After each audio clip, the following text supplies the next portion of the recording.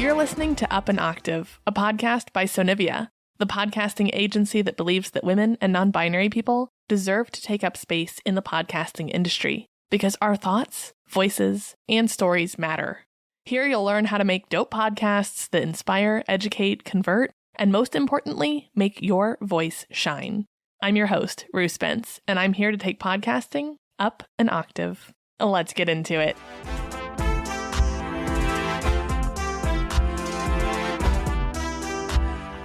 Welcome back to Up an Octave. Today I am talking about social media, but before that, a quick disclaimer. So I had originally recorded this episode in my studio, RIP, before we'd moved, and I'd batched it out, everything was great. Then as I was listening back to it, now that we're currently mid-move and staying with some family, I realized I hated it.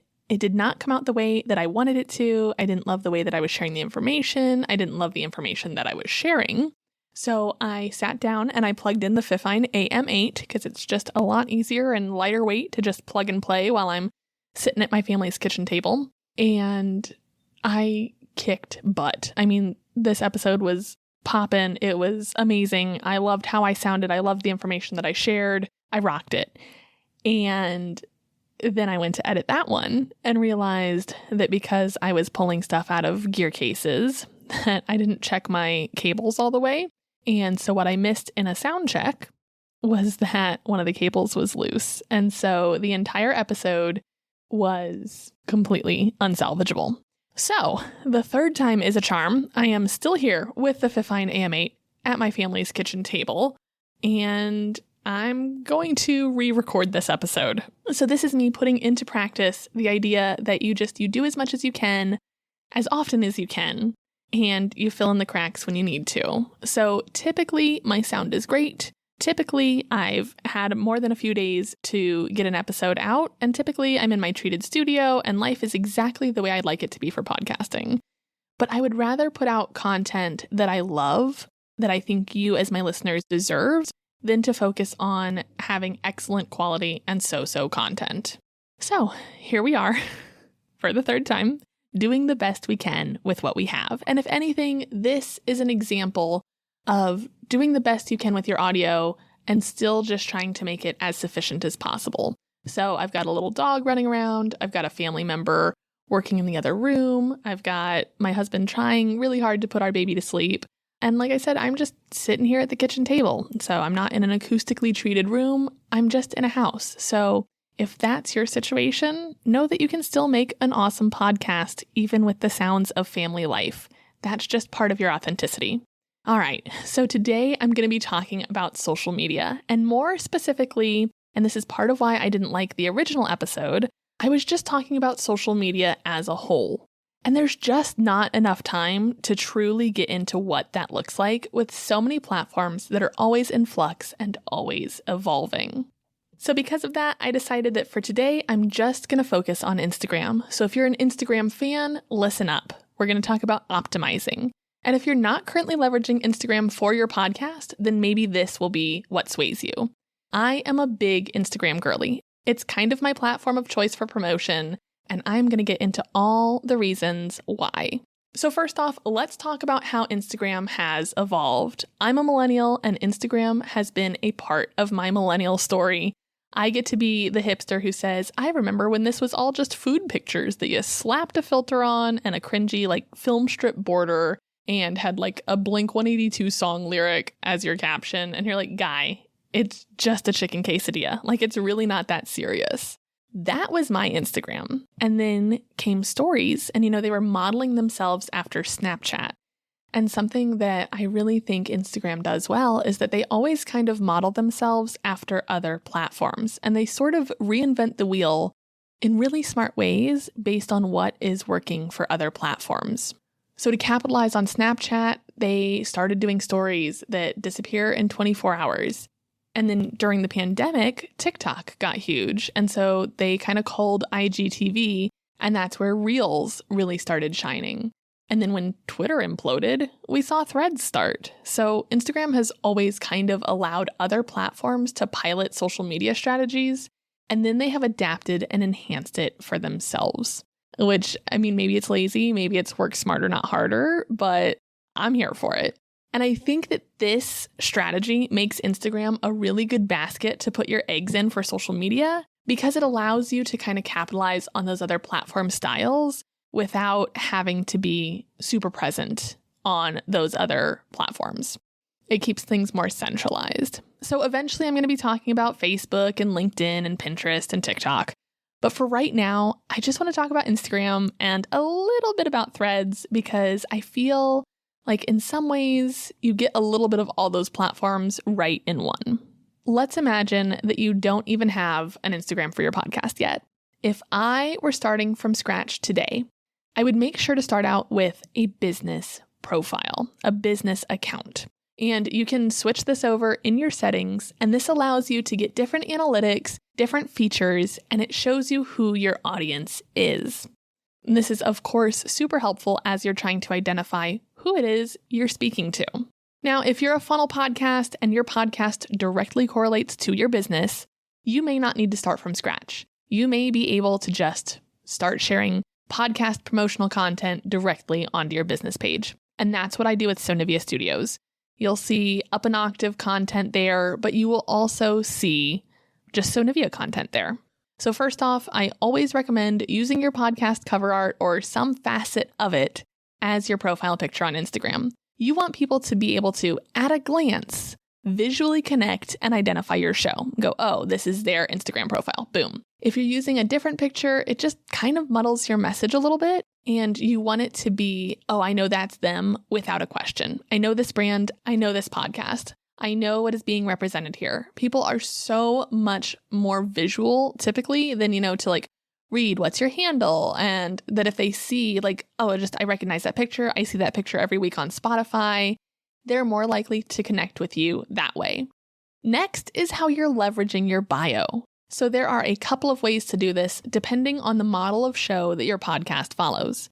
Again, if you are a funnel, it may make sense for this to be about your business. And you can say, we're this business who does that and hosts the blankety blank podcast. If you're a fandom podcast, it might just make sense to act as though your bio is your podcast's bio. Two friends every week talk about candle making or whatever your niche is. That it may make sense to just act as your podcast in that space. Another way to grab and hook people is using a link in your bio. So whenever I see a podcast that doesn't have a way to find your show connected to your bio, I'm like, you're missing out right there. And I will point out that Instagram is notoriously not very link friendly, except for on your profile and in your stories. So putting a link in your caption does absolutely nothing. And we'll talk about that later. But make sure, for God's sakes, you have a link in your bio. And you can do that with Linktree or Milkshake or whatever. But make sure that you have a way that people can find and listen to your show, especially if you're sharing podcast clips or audiograms in your feed and people go, oh my God, I love this. Give them a way to, in like 2 clicks, be listening to the full show. Do not make them work for it. Social media is not a place for people to go on a scavenger hunt. It is such an instant gratification space. Again, with the visual component, this is why I think when starting your show, even though primarily we're focusing on audio and auditory components, having a strong visual brand is so necessary. Because for your social media, that's so hyper visual that being able to connect, oh, I see pink, I know that's going to be their show. Or, oh, I see this font, I automatically know what that is. If you don't have a strong visual identity for your podcast, it's going to be harder for people to connect. I know that this is Susie's show. Now to go back to, like the links and how to leverage different types of posts. I want to talk about what's available right now on Instagram and where different types of posts are most beneficial. And to do that, I kind of want to follow almost like a funnel or pipeline, I guess you could look at it. So Reels are just the best way to get discovered. Reels cast a very wide net. If you click the little reel icon, you are probably going to find videos mostly from people who you have never seen before. And so this is kind of just channel surfing. If you are just scrolling Reels, this is a chance for a creator to just catch your attention out of the blue. So sharing stuff that is super, inside jokes or that you have to kind of know to know, the girlies who get it sort of thing. This is not content that does well on Reels. Reels are, hey, you like candles. Boom. Here's a podcast about making candles. It's not, hyper specific to remember in episode 27 when we talked about this. You want to be very surface level. Very, hey, you like this thing. I'm a podcast about this thing. You like it? I like it. You should listen to me. And then once people hit follow and they engage with you and realize like, wow, I really liked that reel, then they're going to click on your profile and hopefully that's where they're going to follow you. But first, they're probably going to creep and they're probably going to stalk you a little bit. So this is where it's important to have that value with the posts that are on your profile as well. So right now, carousels are continuing to do really well. If you're not familiar with that terminology, carousels are like slideshows. You can have up to 10 different slides and, share some really good information in there. So that could be if you talk about 6 different types of wax. You can make a candle with, you have each different type on a different slide, beeswax or soy wax, or I'm out of my depth here in what candle making is like, but that could be a slide. Each one of those, you talk about like, okay, so on this last week's episode, we talked about the different types of wax to use in candle making. Cool. So each slide could be a different wax type. You're still capturing people who are listening, and you're also providing that information. You're solidifying yourself as an expert. So whether or not people have listened, they're still able to get something out of it. They're like, oh, wow, I didn't know about these 6 different types. And then on the last slide, you can have, and for more information about our favorite types, listen to this episode. Listen to the episode, check the link in the bio. And that works pretty well. And then finally, there are just the static posts. And static posts are not what they used to be. These were the OG posts on Instagram. These were the chicken quesadillas. And at this point, they're just not as dynamic. They're not as interesting and they're not as captivating. People just don't respond as well to them at this point. The algorithm is messy and it's ever evolving. And at this point, it seems like reels and carousels are here to stay and static posts are kind of wishy-washy. I'm still a fan of static posts, but I think I'm probably just showing my age. All right, so recapping thus far on the Instagram pipeline. Reels are throwing out the wide net and finding new people. Then those people come to your profile, and that's where they see your carousels and your static posts. And then, when they're really obsessed with you, that's when they start watching your stories. So stories are almost exclusively watched by followers. Any non-followers who you see watching your stories are creeping on you. And this is your chance to help them fall in love with you. This is where you'll likely hear the term selling to your stories. And that's where you may see a content creator who never talks about what they're actually selling in their content on the main feed.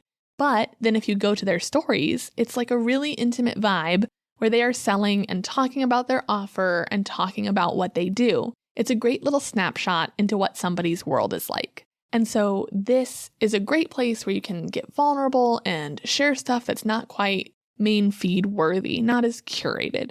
I like to think of your Instagram story as the group chat, right?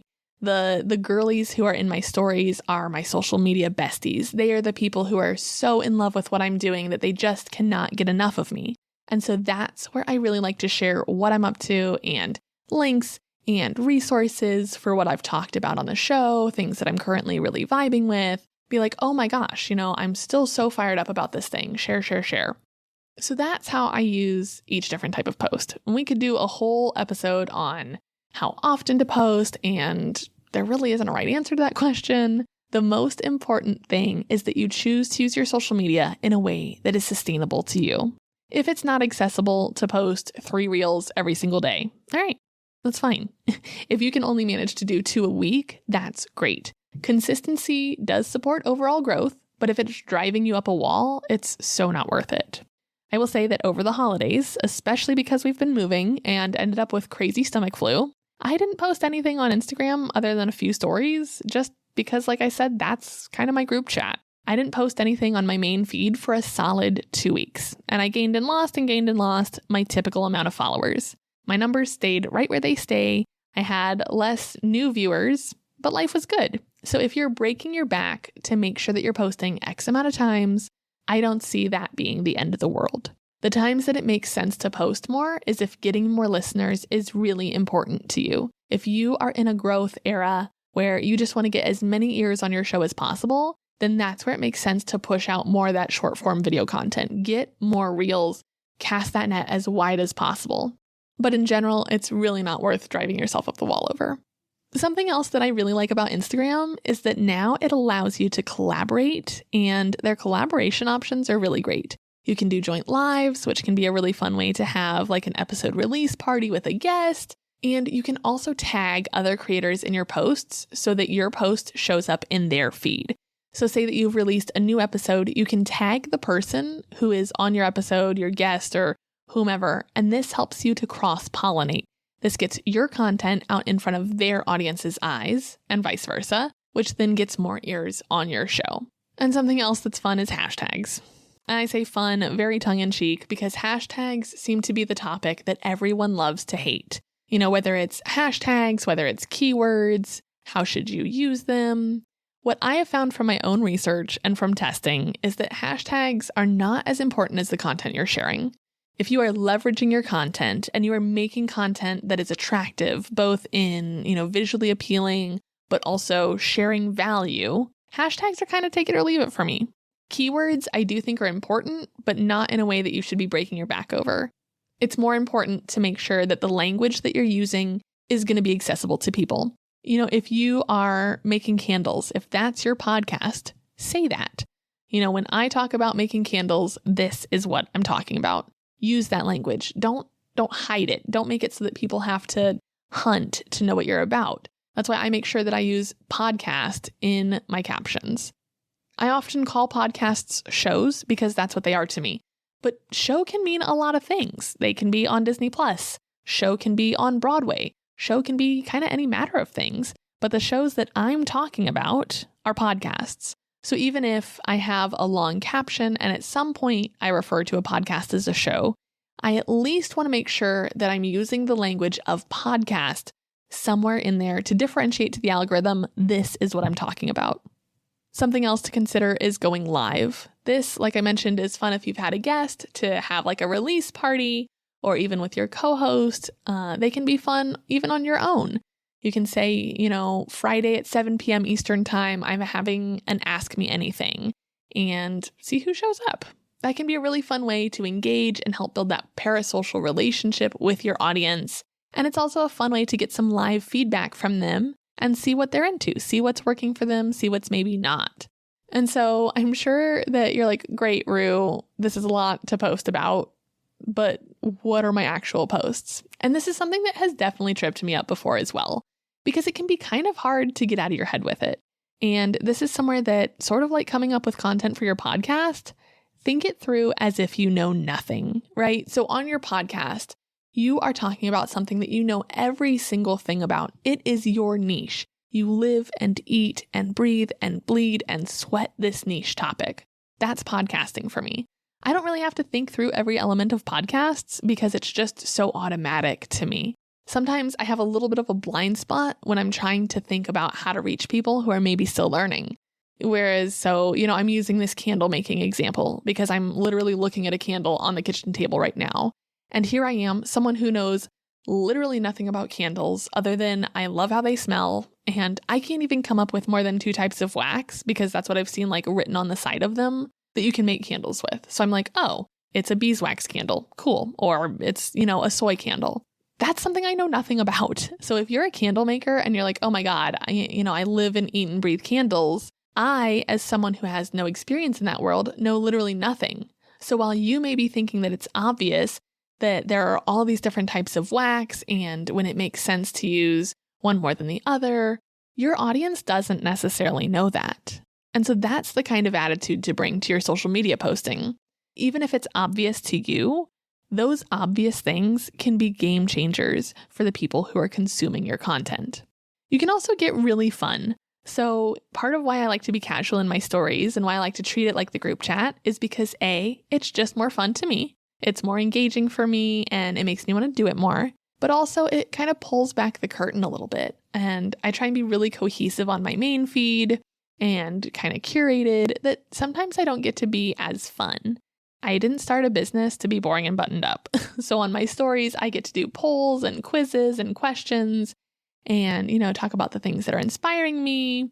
And I say inspire, like it's not changing the world if I do a poll on Instagram. but it helps me to think in a different way. If I get a lot of feedback that's, people really like topic X, I'm like, oh, wow, I didn't think that would be so engaging to people. And so it might motivate me to put a topic that I hadn't considered before on the list for things I'm going to cover on the podcast. So in some ways, your social media can kind of feed your podcast and vice versa. You can expand and enhance the conversations that you're having on either platform using the other one. I also think that Instagram, social media in general, but today we're talking about Instagram, is a great way to soft launch things. You can see what topics and what type of content is resonating with the people who are engaged with your show. You can see how things perform before you commit to drop it on your podcast, right? It's a lot lower effort to just hop onto Instagram than it is to research and record and edit and distribute a whole podcast. It's a lot easier to just make a reel or slap something up on a story. And if people are like, okay, sure, then it's probably not worth putting a crap ton of effort into actually producing a podcast episode on this. But if you make a reel and people are like, oh my God, this resonates, or I'm so curious, I want to know more. Yes, this is telling you it is worth your energy. So, if you have a couple topics and you're thinking I wonder which one's going to connect with my audience most, soft launch it on Instagram, drop it into your stories and see what people get excited about and lean into that. I think though that the bottom line is that the content that you're putting out should feel good. It should feel like you, and it shouldn't be miserable to make. So many people just really struggle with social media, and it's hard, and it's especially hard for people who didn't necessarily grow up on social media, where it's not as second nature and it's not as automatic. It can feel uncomfortable to be that visible, especially if part of the appeal of doing a podcast that's audio only is the anonymity factor. Then it can be really tough to want to put yourself out there like that. So I'll give a little shout to the Salon Confessional podcast run by Jen and Harper. And Harper Has Nice Nails and Jen Takes Confessions on Instagram. And Salon Confessions podcast is their, show IG as well. So what I like about them is that they are relatively anonymous. Part of a confessional is that you don't know who's confessing, right? That's the whole thing of it. And so while we have their names, we don't have faces and we don't have a lot of identifying information, but we have some really vulnerable information. So maybe you're wondering, how does that connect on Instagram? And it's such a fun challenge to take on. How you can connect and make things that are really engaging without revealing too much. I almost think of it as a burlesque strategy to social media, right? It's about the tease. It's about the slow reveal that you don't have to be forward facing. You don't have to do talking head videos. You can find a different way to capitalize. And so some of the things that work really well that we haven't even talked about yet are the audios that you're using. So part of the appeal of using the business account is that the settings on Instagram, you get to see trending audios. And these are, again, on Reels. And the way to see this, because I get people asking so often, because Instagram changes a little faster than they need to, is next to the audio, it kind of looks like a little up arrow in the corner. And that just says that Instagram is really resonating with this. So when I use trending audios, I like to keep them, and it'll show you how many people have used it when you click on it. I like to use ones that have been used less than 5,000 times. This helps you get found. This helps you kind of cut through the static to get discovered. And it shows the algorithm, hey, I'm playing the game. Back to if you're trying to retain some of that anonymity, using things that are already popular helps you to get a little bit of a leg up if you're not going to do the traditional talking head style videos that perform pretty well and are typically so engaging. And honestly, just putting those audios over some B-roll, which, since we're audio podcasters here, B-roll is you pouring a cup of coffee. It's you playing with your dog while you're out for a walk. It's, your feet walking through a puddle, those kind of things. The things that are like you, but not you, or, they're just kind of a moment in life. And you can just pop a trending audio over that with text that says, these are my 3 favorite types of wax for a candle. I am really stuck on that. And, you can check the caption for more. And so in the reel, you'd say, you've got soy, you've got beeswax. And then for the third one, you're going to have to listen to the podcast. Check the link in the bio. Those type of videos perform really well and can also be done in a way that does retain your anonymity and doesn't feel so performative. Now, before we switch gears and get into today's question, I just want to briefly mention Threads. Threads popped off in July and has really grown in a unique way since then. It feels like a sleepover to me, which is my favorite feeling in general. That is what like my planning sessions feel like for the people who work with me in that capacity. And I love that just like girl boss, and I say that very loosely, but just this like girl boss sleepover energy, which is what all of my sleepovers as a kid felt like. I don't know if it's the Virgo in me or if it's the type of friends that I've always attracted, but my sleepovers would like start with going to get a notebook, and then we would get like sparkly gel pens and just plan something. We were starting businesses, we were planning vacations. We took MASH to school. We showed it up. And it's just how I've always been. And so I try and find places that have that energy, that have that best friends doing cool stuff vibe. And to me, Threads kind of has that. Threads is a place where I see people, it's kind of got that Reels aspect where I see people who I've never seen before. And typically, I'm seeing them do really cool stuff. I can scroll Threads for 5 minutes and feel like I'm ready to take on the world. I see people who are like, I finally got a job. Like, here, okay, we are just actually going to go to Threads right now. Let's go and let's just see what I'm seeing. Okay, so I'm seeing someone who I've never seen before say, signed my first podcast sponsorship campaign of 2024. How cool is that? I see another one. This is from someone who I do follow. And sorry, let me actually name drop. So it was Danielle Desir who said, signed my first podcast sponsorship. Yes, Danielle. Yes. And okay, different Danielle Arog, who I do follow. And she said, read a comment about one of my favorite podcasts and went down a rabbit hole that led me to a subreddit portal. And now I'm questioning everything I've ever said or thought about this podcast. Very interested. I'm going to circle back to that one later. I see Build Your Sanctuary, who says, in 2024, I want to start my own podcast that discusses topics like mental health, journaling, writing, sobriety, anxiety, mindset, self-improvement, blah, blah, blah. So if you're interested in being a guest and want to speak about one of these topics, let's connect on Instagram. So cool. Jill Smokler says, I need a podcast refresh. What are you listening to these days or hosting? Like, it's just such a fun space. And these are just a couple. I just opened it and the algorithm just knows. It's just great. And it catches on really quickly to where, I don't post a super often amount on Threads, but I lurk a lot. And just even from the activity of what I'm liking, what I'm stopping on, where I am engaging, almost everything I get is podcasting. And so I find that to be the case, if you are just talking about candles a lot, you're like, yeah, candles, candles, candles. You are going to connect with those types of people. And because Threads is kind of like the baby sister or this like barnacle of Instagram, it all feeds back into your Instagram. So as people follow you on Threads and they get a little sneaky and a little curious about you, they head over to your Instagram and it filters back into that ecosystem. So I like to use Threads as a way to keep that fun energy. And I've literally seen and posted myself, hey, algorithm, connect me with people who want to talk about this. Connect me with people who this is their vibe and this is what they're about. And I find those people and I start having these really amazing conversations. The Bar Babble podcast is one of those connections that just started for me on Threads and I'm really enjoying. I'm really liking this platform, even though, like I said, I'm more of a lurker, and I find it to be less of a space of self-promotion and more of a space of like self-horn tooting that, hey, this is the awesome thing I want to do. Who wants to help me do it? And that's why I say it kind of has that like girl boss sleepover vibe. It's not so much a place for you to be like, hey, here's my new podcast link, but it is a place for you to be like, I'm talking about this. Who wants to share in that conversation with me? And so it's a great place to maybe connect with guests, which is just as important as the promotion aspect if you are a podcast that runs on guests or runs on contributing co-creators in some capacity. Threads is a great place to source and identify those people. So it's not so much a promotion aspect as it is just a place to exist and get curious. So I'm really enjoying Threads.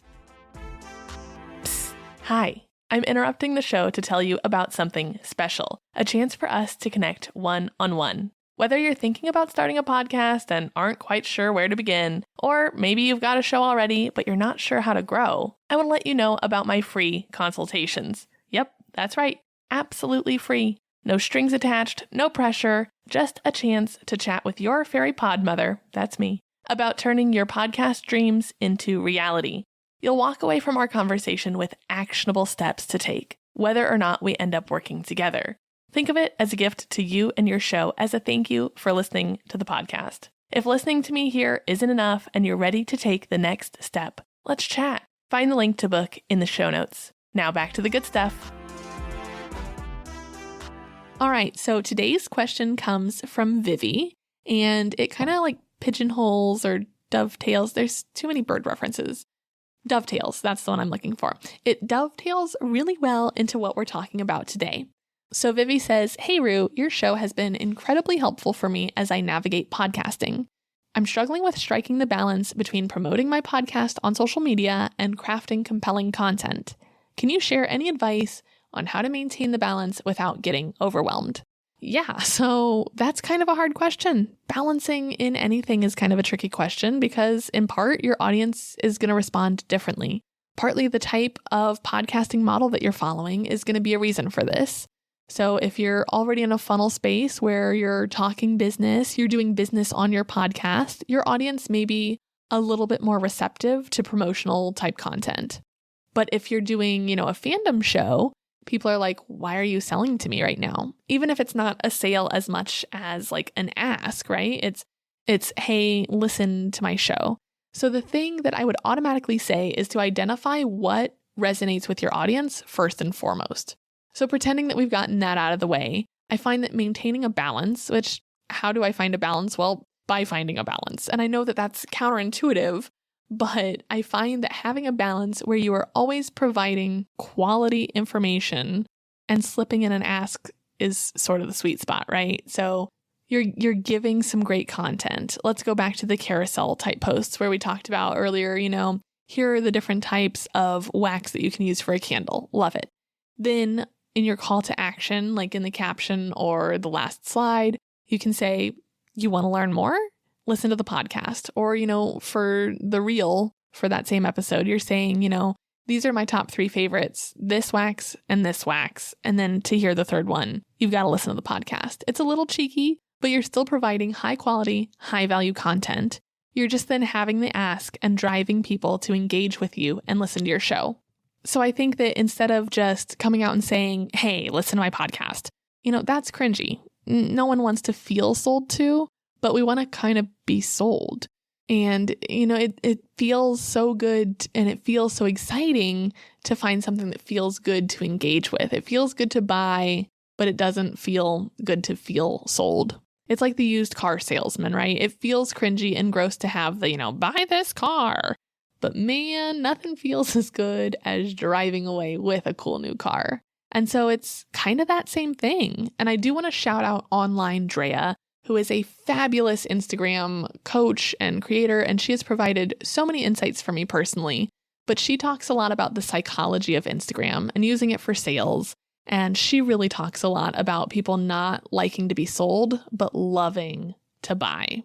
And so that's sort of what I would caution you with, is always making sure that there's value so that people want to know where to buy, listen, without feeling sold. So you're providing this content and people almost don't even realize that they're buying it. And they're like, oh, I want to hear what that third type of wax is. I'm going to go listen to that podcast. And then boom, you've got them. Whereas if you just make a post that's like, hey, can you please listen to my podcast? It just feels beggy. And you want to be strong and confident without being a beg. You want to feel like you are impacting your listener positively. So that's what I would suggest is always provide quality content and a really strong call to action and get people excited and get people curious. I hope that helps. Thank you so much for writing in, Vivi. If you have a question, you can write me in directly at rue.sonivia@gmail.com. Or you can just shoot me a DM on Instagram at Sonivia Studios. So I will be talking more about different types of social media, but I'm curious what platform you want to hear about next. Do you want to hear about Facebook, Pinterest? Do you want to hear about LinkedIn?